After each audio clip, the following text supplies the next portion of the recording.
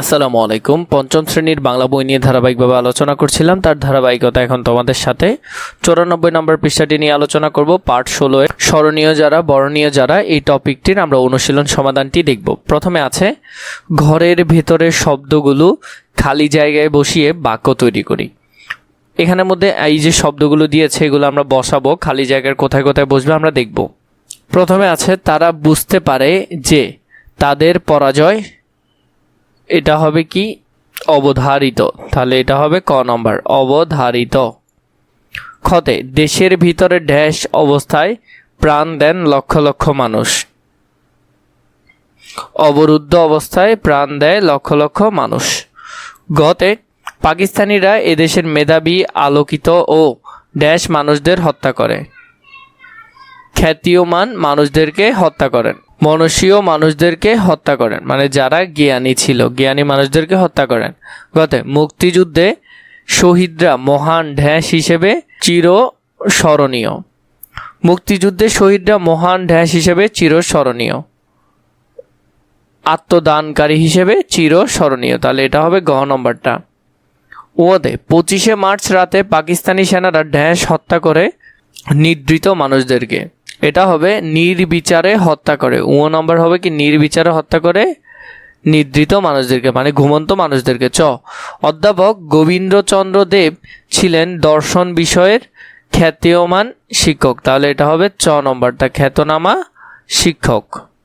আমরা যদি এগুলোর উত্তরগুলো একটু দেখতে চাই, 1 নম্বরের উত্তর দেখবা অবধারিত, 2-এর উত্তর হলো অবরুদ্ধ, 3-এর হতো মনস্বীয়, ঘতে হবে আত্মদানকারী, ওতে হবে নির্বিচারে, চতে হবে খ্যাতনামা। তো এখান থেকে তোমরা উত্তরগুলো খুবই সুন্দর করে কালেক্ট করে নিতে পারবে। 2 নম্বর নিচের প্রশ্নগুলোর উত্তর বলি ও লিখি। নিচের প্রশ্নগুলোর উত্তর আমরা বলবো এবং লিখবো। 1 নম্বর 1971 সালে 25শে মার্চ রাতে পাকিস্তানি সৈন্যরা এই দেশে কি করেছিল?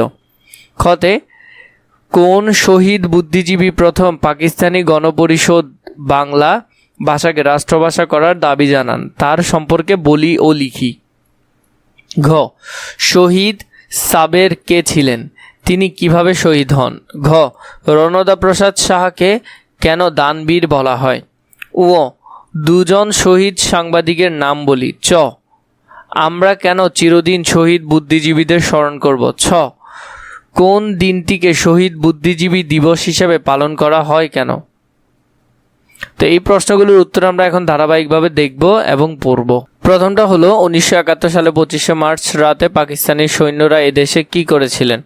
1971 সালে 25শে মার্চ গভীর রাতে পাকিস্তানি সেনারা এই দেশে আক্রমণ চালায়। তারা ঢাকার নিরস্ত্র ও ঘুমন্ত মানুষের উপর ঝাঁপিয়ে পড়ে আক্রমণ চালায় ঢাকা বিশ্ববিদ্যালয়ের ছাত্রাবাসে, পুলিশের ব্যারাকে ও বিভিন্ন আবাসিক এলাকায়। নির্বিচারে হত্যা করে এই দেশের ঘুমন্ত মানুষকে। খ কোন শহীদ বুদ্ধিজীবী প্রথম পাকিস্তানি গণপরিষদ বাংলা ভাষাকে রাষ্ট্রভাষা করার দাবি জানান, এই সম্পর্কে বলি ও লিখি। প্রথম পাকিস্তানি হিসেবে গণপরিষদে বাংলা ভাষাকে রাষ্ট্রভাষা করার দাবি জানান শহীদ বুদ্ধিজীবী ধীরেন্দ্রনাথ দত্ত। তিনি ছিলেন একজন বাঙালি আইনজীবী ও রাজনীতিবিদ। তিনি 1948 সালে পাকিস্তানের গণপরিষদে সর্বপ্রথম বাংলা ভাষা ব্যবহারের প্রস্তাব করেন। 1971 সালে মুক্তিযুদ্ধের সময় পাকিস্তানি হানাদার বাহিনী তাকে কুমিল্লা বাড়ি থেকে ধরে নিয়ে হত্যা করে। মৃত্যুর সময় তার বয়স ছিল 85 বছর। গতে শহীদ সাবের কে ছিলেন, তিনি কিভাবে শহীদ হন? শহীদ সাবের ছিলেন একজন লেখক ও সাংবাদিক। 25শে মার্চ রাতে সর্বপ্রথম সংবাদপত্রের অফিসগুলোতে আগুন লাগিয়ে দেওয়া হয়। সেই রাতে শহীদ সাবের পত্রিকা অফিসেই ঘুমাচ্ছিলেন। ঘুমন্ত অবস্থায় পুড়ে শহীদ হন তিনি। ঘতে রণদা প্রসাদ সাহাকে কেন দানবীর বলা হয়? রণদা প্রসাদ শাহ দেশের সাধারণ মানুষের মঙ্গল ও কল্যাণের জন্য নিজেকে সঁপে দিয়েছিলেন। দানশীলতার জন্য তাকে লোকে ডাকত দানবীর বলে। 2 জন শহীদ সাংবাদিকের নাম হলো, একজন হলো সেলিনা পারভিন, আরেকজন হলো সাংবাদিক মেহেরুন নেসা। চতে আমরা কেন চিরদিন শহীদ বুদ্ধিজীবীদের স্মরণ করব? আমরা চিরদিন শহীদ বুদ্ধিজীবীদের স্মরণ করব কারণ তারা দেশের স্বাধীনতা ও মুক্তির সংগ্রামে নিজেদের জীবন উৎসর্গ করেছে। তারা ছিলেন দেশের শ্রেষ্ঠ সন্তান, তাদের আত্মদান আমরা কখনো ব্যর্থ হতে দেব না। 6 কোন দিনটিকে শহীদ বুদ্ধিজীবী দিবস হিসেবে পালন করা হয়, কেন? শহীদ বুদ্ধিজীবীদের স্মরণে প্রতি বছর 14ই ডিসেম্বর শহীদ বুদ্ধিজীবী দিবস পালন করা হয়। মুক্তিযুদ্ধের একেবারে শেষের দিকে শহীদরা বুঝতে পারে যে তাদের পরাজয় পাকিস্তানিরা বুঝতে পারে যে তাদের পরাজয় অবধারিত। তখন তারা এদেশকে মেধাশূন্য করার ষড়যন্ত্র করে। তারা জানতো চিন্তাবিদ, শিক্ষাবিদ, সৃজনশীল মানুষদের হত্যা করলে এই দেশের অপূরণীয় ক্ষতি হবে। তাই তারা সেই পরিকল্পনা অনুসারে 1971 সালে 14ই ডিসেম্বরে নতুন করে হত্যাযজ্ঞ শুরু করে। তারা একে একে এই দেশের শ্রেষ্ঠ সন্তানদের ধরে নিয়ে হত্যা করে। এই কারণেই 14ই ডিসেম্বর শহীদ বুদ্ধিজীবী দিবস হিসাবে পালন করা হয়। এভাবে করে তোমরা এটার আনসারটা খুবই সুন্দর করে গোছালো আকারে লিখে ফেলতে পারবে। এখান থেকে প্রশ্নগুলোর আনসার খুবই সুন্দর করে লিখে ফেলবে। 3 বাম পাশের বাক্যের সাথে ডান পাশের শব্দ মিলিয়ে পড়ি ও লিখি। বরণ করার যোগ্য, বরণ্য, তাহলে এটা হবে এটার সাথে। মেধা আছে এমন যে জন, এটা হবে মেধাবী। অহংকার নেই যার, নিরহংকার, এটা হবে এটার সাথে। বিচার বিবেচনা ছাড়া যা, নির্বিচার, এটা হবে এটার সাথে। কোনোভাবেই পূরণ করা যায় না এমন, অপূরণীয়। 4 নম্বরে বলেছে ঠিক উত্তরটিতে টিক চিহ্ন দে। এখানের মধ্যে যেটা ঠিক সেটাতে আমরা টিক চিহ্ন দিব। কোন তারিখে পাকিস্তানি সেনারা ঢাকার নিরস্ত্র ঘুমন্ত মানুষদের উপর ঝাঁপিয়ে পড়ে? 1971 সালের 25শে মার্চ, তাহলে উত্তর হবে এটা। প্রতি বছর 14ই ডিসেম্বর পালন করা হয় শহীদ বুদ্ধিজীবী দিবস হিসেবে, তাহলে উত্তর হবে এটা। দেশ স্বাধীন হওয়ার পর বুদ্ধিজীবীদের ক্ষত বিক্ষত লাশ পাওয়া যায় মিরপুর ও রায়ের বাজারের বধ্যভূমিতে, তাহলে এখানে হবে আমি খাই, আমরা খাই, তুমি খাও, তোমরা খাও, সে খায়, তিনি খান। মানে আমরা যেটার সাথে যেটা ব্যবহার করব, ওঠা, আমি উঠি, আমরা উঠি, তুমি ওঠো, তোমরা ওঠো, সে ওঠে, তিনি ওঠেন। গতে যাওয়া, আমি যাই, আমরা যাই, তুমি যাও, তোমরা যাও, সে যায়, তিনি যান। তো এভাবে করে তোমরা এটা সুন্দর করে পূরণ করতে পারবে। এখানে এরপরে 6 দিয়েছে প্রথম বাক্যের সাথে মিলিয়ে পরের বাক্য লিখি। শুয়ে থাকি তবু ঘুম আসে না, কড়া নড়ে তবু ঢ্যাঁস, জানালায় উকি দেই তবু ঢ্যাঁস, তাকে নিমন্ত্রণ জানালাম তবু ঢ্যাঁস, আমি সবই জানি তবু।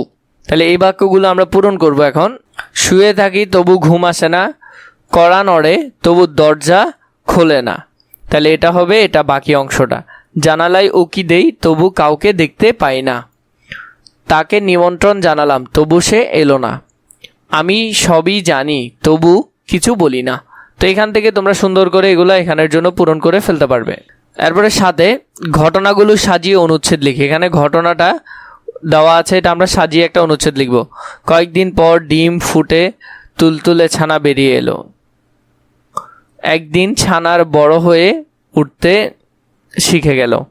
গাছের মগ ডালে বাসা বেঁধেছিল একজোড়া বক, স্ত্রী বকটি কয়েকটি ডিম পেড়েছিল। এটা উল্টোপাল্টা দেওয়া আছে, আমরা সোজা করে লিখব এখানের মধ্যে। উত্তর যদি দেখি, গাছের মগ ডালে বাসা বেঁধেছে একজোড়া বক, স্ত্রী বকটি কয়েকটি ডিম পেড়েছে, বক দুটি পালাক্রমে সেই ডিমে তা দিচ্ছে। কয়েকদিন পর ডিম ফুটে তুলতুলে ছানা বেরিয়ে এলো। পুরুষ বক নদী থেকে মাছ ধরে এনে ছানাদের খাওয়ায়। একদিন ছানারা বড় হয়ে উঠতে শিখে গেল। এটা সুন্দর করে কোথায় লিখবে? এটা এখানের মধ্যে লিখবে। এরপর দেখো, শহীদ বুদ্ধিজীবী সম্পর্কে আমার অনুভূতি লিখি। একটা অনুভূতি লিখবে, তোমার অনুভূতি কেমন। দৈনিক শ্রমের পরিবর্তে মানসিক বা বুদ্ধিবৃত্তি শ্রম দিয়ে যারা সমাজে অবদান রাখেন তারাই বুদ্ধিজীবী। 1971 সালে মুক্তিযুদ্ধে লক্ষ লক্ষ সাধারণ মানুষের পাশাপাশি এদেশের অনেক প্রথিতযশা বুদ্ধিজীবী ও পাকিস্তানি হানাদার বাহিনীর হাতে শহীদ হন। তারাই বুদ্ধিজীবী, তারা বাংলাদেশের অন্যতম শ্রেষ্ঠ সন্তান। উল্লেখযোগ্য শহীদ বুদ্ধিজীবীর মধ্যে আছেন ডাক্তার গোবিন্দচন্দ্র দেব, মুনির চৌধুরী, মোফাজ্জল হায়দার চৌধুরী, আনোয়ার পাশা, জ্যোতির্ময় গুহ ঠাকুরতা, শহীদুল্লাহ কায়সার প্রমুখ। 1971 সালে 25শে মার্চ রাতে পাকিস্তানি হানাদার বাহিনী ঘুমন্ত বাঙালিদের উপর ঝাঁপিয়ে পড়ে, ভয়ঙ্কর গণহত্যা শুরু করে। সেই দিন থেকে 16ই ডিসেম্বর পর্যন্ত অনেক বুদ্ধিজীবী তাদের হাতে শহীদ হন। তবে 14ই ডিসেম্বর থেকে জাতিকে মেধাশূন্য করার পরিকল্পনা নিয়ে পাকিস্তানিরা বুদ্ধিজীবীদের হত্যা করে। মূলত নিশ্চিত পরাজয় জেনে তারা এই জাতিকে মেধাশূন্য করতে এই সকল বুদ্ধিজীবীর হত্যা করে, যাতে এই দেশ স্বাধীন হলেও বিশ্বের বুকে মাথা তুলে দাঁড়াতে না পারে। দেশ স্বাধীন হওয়ার পর প্রতি বছর 14ই ডিসেম্বর আমরা রাষ্ট্রীয়ভাবে তাদের অত্যন্ত শ্রদ্ধার সাথে স্মরণ করি। শহীদ বুদ্ধিজীবীগণ এই জাতির এক একজন সূর্য সন্তান।